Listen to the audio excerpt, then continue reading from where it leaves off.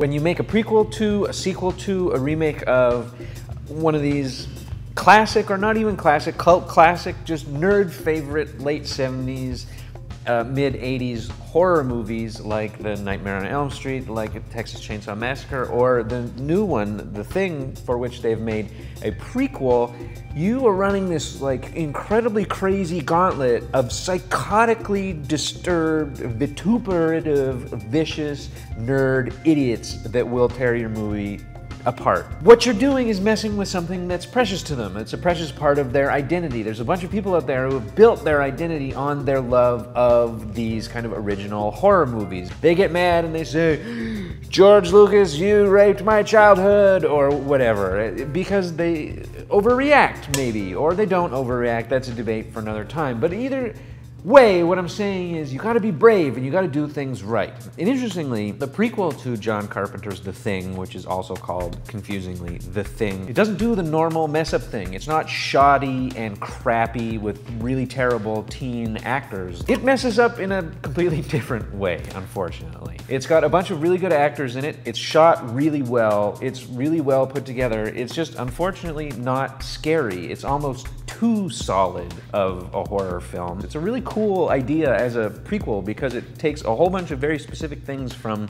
the original Thing movie, the helicopter chasing a dog, an axe in a door, and it builds a reasonably coherent structure for how those things ended up happening. It sticks to the original mythos really, really well, and that's a neat part of it. It, however, doesn't manufacture much in the way of thrills or chills or screaming. And instead of having the main character be a rootin'-tootin', charismatic helicopter pilot played by Kurt Russell, the main character in the film is a scientist, a smart, capable woman, tough, made, theoretically, you can tell what they're going for, is in the Ripley mode from the Alien franchise.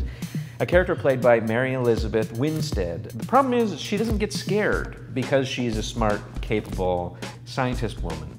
She never screams. The movie has a whole bunch of scenes of this horrible, gross body horror monster transforming, and a whole bunch of people kind of going, looking at it and backing away and shooting it with flamethrowers, but nobody ever just goes, ah, and runs away and screams. So we never get that runaway, screamy feeling. And that's the horror part of the whole thing kind of falls flat. It's weird to criticize a movie for being too competent technically in terms of not filling a movie with bare-boobed, shrill, screaming naked teenagers, but I'm doing it. So what did you watch instead? Watch another piece of classic, schlocky, early 80s horror that has kind of been ignored as the years have gone by, and watch David Cronenberg's Scanners. It's another horror mystery twist thing where bloody body parts explode and there's mysterious motives. It's from the same time period as John Carpenter's original version of The Thing, and it's thematically and tonally kind of similar.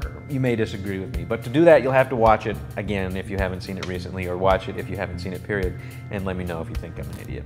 Because I think they're kind of similar, and I wish that I'd watched Scanners instead, so that's what you should do.